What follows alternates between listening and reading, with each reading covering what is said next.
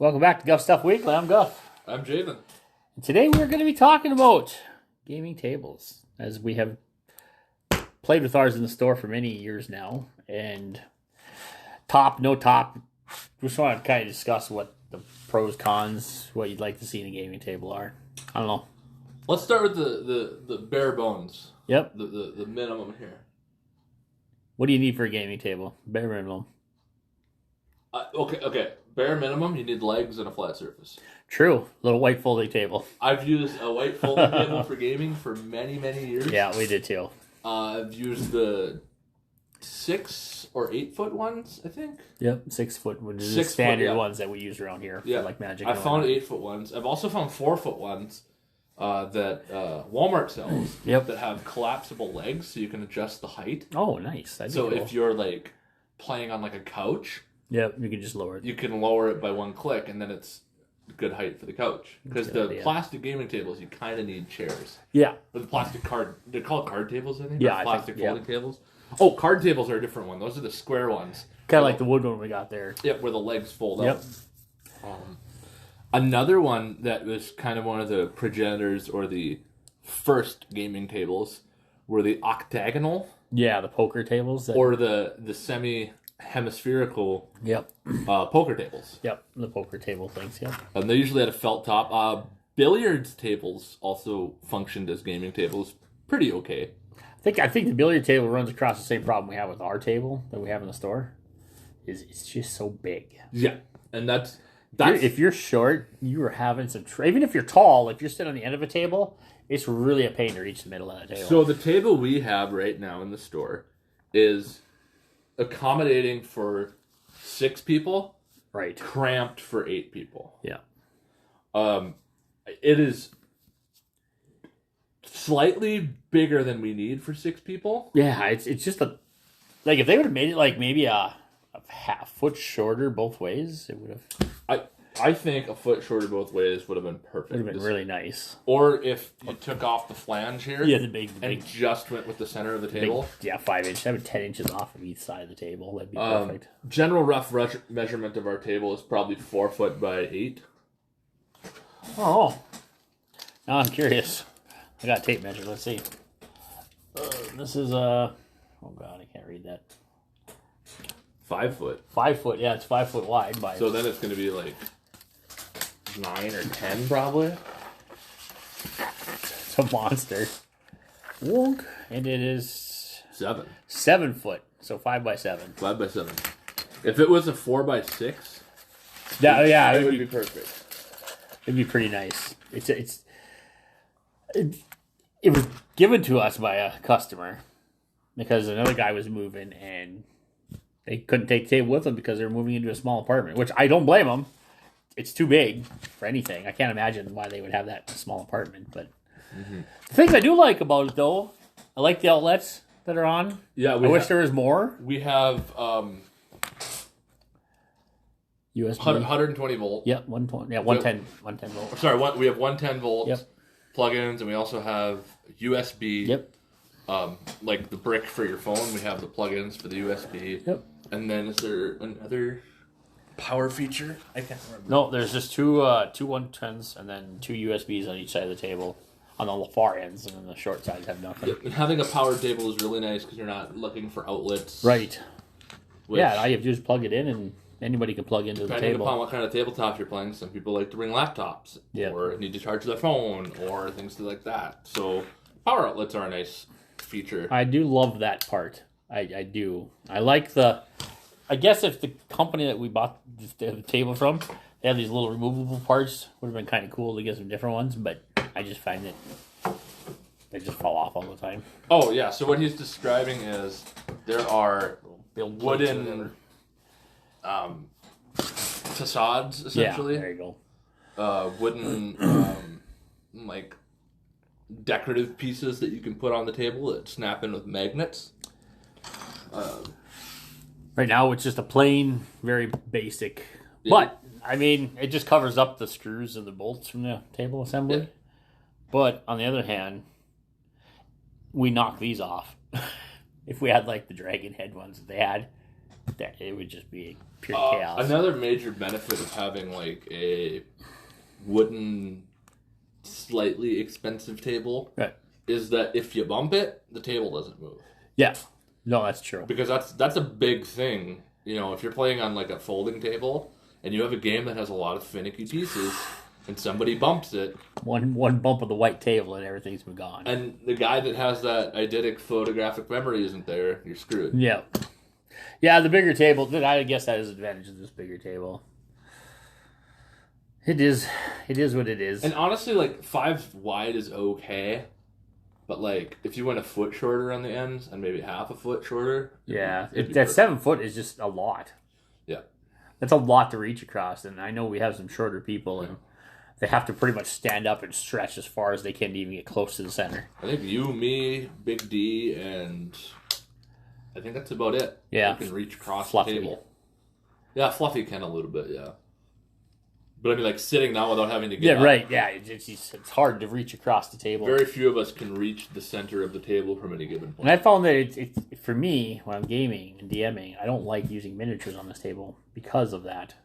I want people on the other side of the table to be able to interact with their minis, but they can't because it's too big. Well, another thing we should do, ultimately with this size of table, is have assigned seating. Like, I shouldn't be sitting here. I should be on the far end, furthest away, because I can arrange that. Because I have the longest arm. That's true. You know what I mean? And then, like, you, as a DM, it's nice that you're there, right? But you should sit somewhere on the edge. Actually, ideally, I would love to have a DM sit behind the table back there, but unfortunately, we have a choke point over there. Yeah, and with 4 players it would work. 5 players would be kind of weird. Yeah, maybe. I don't know. Lundy used to DM back there for a while. That was really nice. I do like when I'm DMing though. I like it that it's 5 feet wide because I never run out of room to build my wall. That's true. Yeah, that's true. Yeah. I think this table that we have here, these are just things I like about the table. We do have the slide outs, which will actually work as a flat tabletop. We have an indented tabletop, which kind of goes down, and then you have the gaming surface lower than the top of the table. It's a recessed table by about that's the word. 3-4 inches. Yeah, and I added lighting, so that was kind of fun. And then, there's LED ring around the outside of it on the play surface. Yep. However, we have taken out the leaves from the table that normally function as a slidable writing surface. Yep. And we've put them on top of the table because they're designed to make a perfectly flat tabletop then. Yeah, for board gaming and things that it helps when you have a laptop on the table because then you don't have your arms on. Yeah, you're not getting carpal tunnel. Yeah, exactly. So it's nice. Features I would like to see, I would love to have, instead of the cup holders, which I hate those things, I would like to see drawers. Is that the word? Drawers? Yeah. Sliding drawers. So you could put stuff in them, and that way we wouldn't have things like the cup of pencils wherever that happens to be right now. Yeah. So what he's referring to is we have cup holders that slot in on the edge of the table. There's a lip around the edge of the table that goes out maybe 3-4 inches. And the cup holders slot on that, and they're slidable. I hate those things. And they're modular, so you can move them around. Right. And there's a tray that you can. Yep. There's a gaming tray. Yep, a bigger one for the DMs. So there's quite a bit of features that way.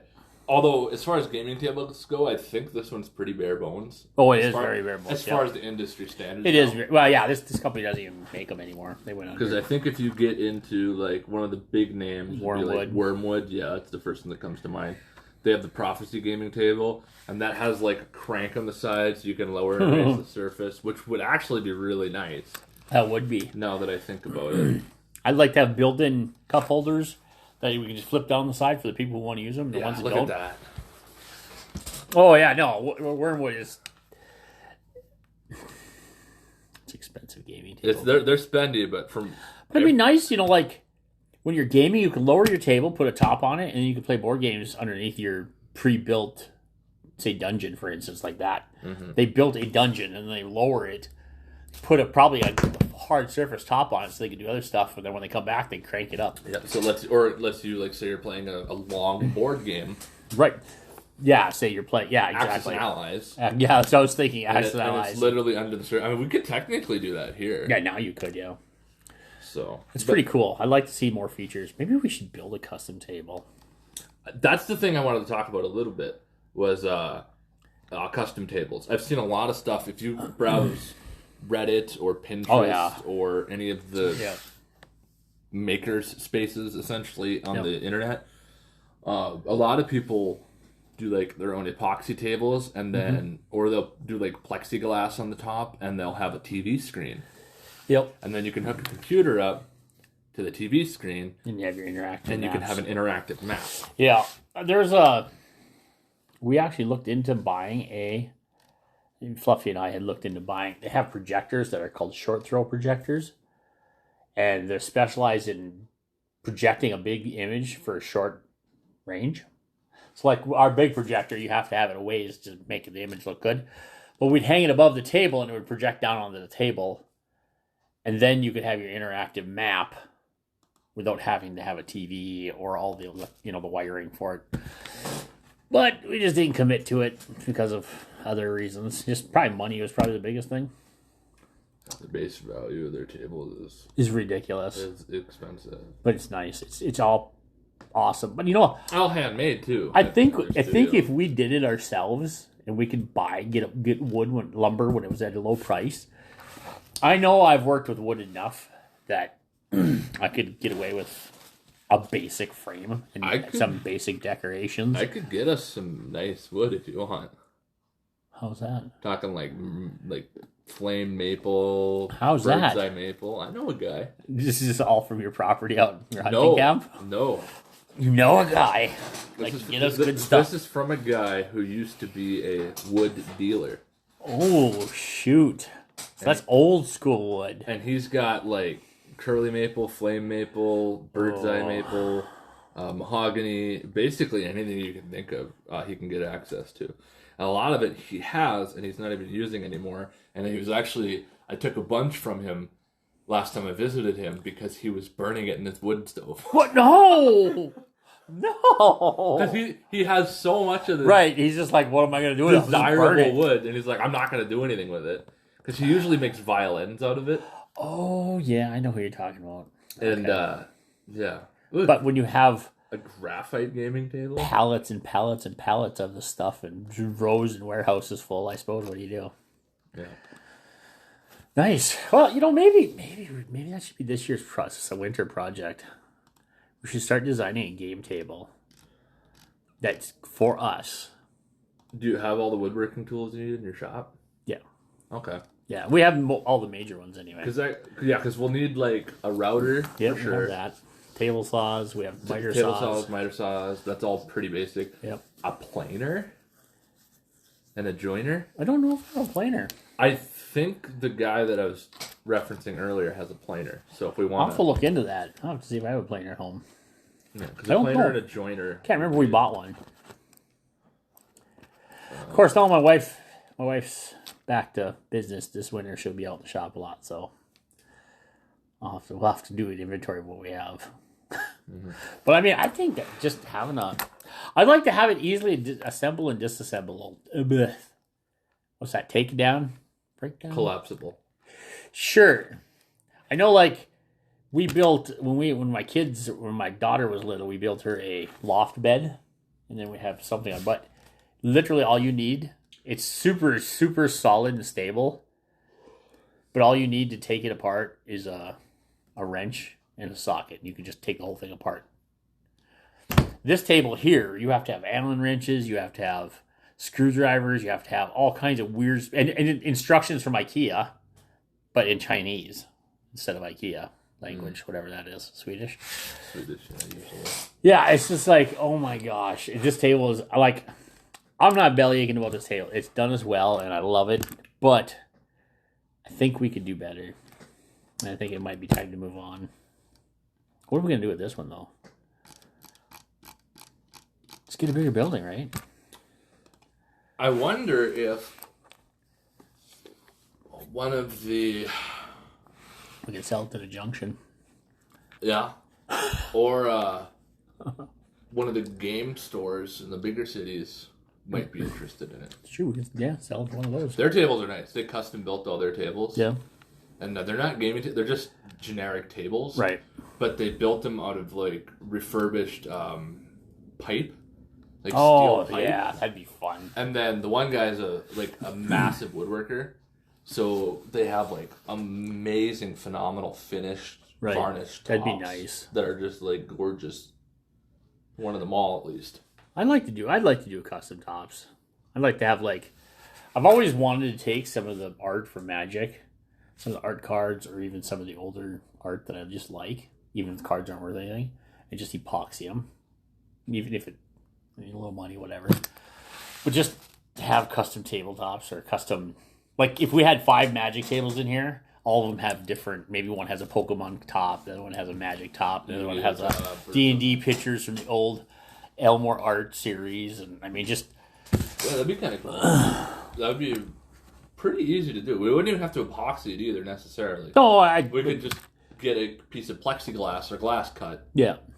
And then, honestly, a glass tabletop is really nice. Yeah. Because if you spill on it, you can just clean it with glass cleaner. Right. You can dry erase marker on it. Yeah. Yeah, I wouldn't mind having tempered glass. And then the other thing is if you get food on it or anything crusty on it, you take a razor blade and you can just clean it. Scrape it off, yeah. That might be a good idea. Maybe that's what we should do. I'm an advocate for glass for the top. Okay. It's gonna suck, but once it's in place, it's... You know, though, if you do it like this, where you don't have to have one big sheet of glass, you could have 4 sheets inside the channels, and yeah, that would work. You could have custom lighting underneath, and you could still do the projector if you wanted, or the TV underneath. And then we just need and then we could actually put our playmat or a grid right underneath the glass. Right. And then you'd never have to draw on the playmat. You could draw on the glass. Yeah. Then you could use any marker you want. Then you can use whatever markers. You want. Yeah, you can use whatever. You know, the other thing I want to see that I've always wanted, and I've almost did it to my home table just because, but my wife talked me out of it. Well, she didn't talk me out of it. I kind of talked myself out of it. But to have a spot where my laptop or a monitor could fit underneath here, so the DM could look down, have all their gaming stuff underneath the glass. And then, like, right now, if you're gaming, you have your laptop here and your DM screen here. It's just a real pain in the butt to work around. But if you had it underneath, say that you had the monitor here and you could look down.